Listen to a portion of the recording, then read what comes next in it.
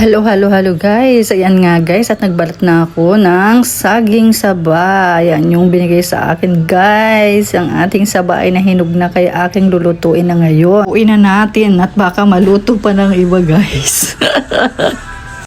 Ayan, at binalatan ko na nga guys. Ayan o, di ba? May natira pang dalawa. Hindi pa gaanong hinog kaya itabi ko muna yan.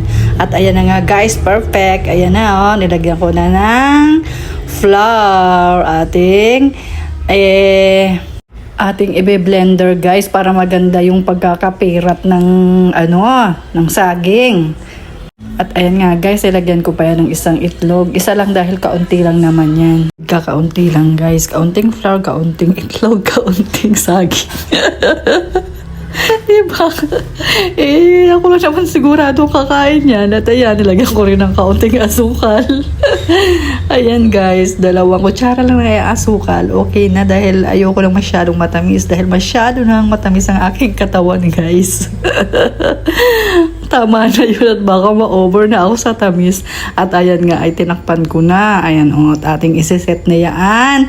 At nang maipaikot-ikot na guys, diba? Ayan nga guys, at akin ang natakpan, ay iset na natin at akin ang isasaksak at nang mabuksan na yan at nang umikot-ikot na. Ayan na guys, umikot-ikot na siya guys.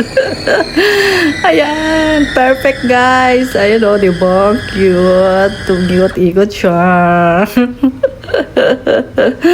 Ayan nga guys, akin yung binuksan dahil lalagyan ko yan ng kaunting tubig din, diba? Dahil natin kakaunti lang, kaunting tubig lang din ang ating ilalagay para medyo mag-moist siya, diba? Something like that, you know? At ayan nga, akin na ulit siyang tinakpan at atin na ulit siyang papaandarin at atin na papaikutin muli. Umikot-ikot. Ang buhay natin ay paikot-ikot lang guys. Kaya tayo maging mabuting tao. Huwag tayong maging mapagmataas dahil minsan nasa taas, minsan tayo ay nasa baba. Kaya ayan na nga akin ang bubuksan. Tcharan! Wow! Perfect! Diba guys? Ganda! Nakakatuwa! Naging Cruz Aquino na ako. At ayan nga guys, nagpainit na ako ng kawali at akin nang lalagyan ng kaunting mantika lang din guys. Para pangit naman sobrang mamantika guys kasi sisipsipin yun ng ating saging. Pangit sa katawan masyadong mantika. Marami na ring mantika ang katawan ko guys. Kaya okay na yung konti-konti lang.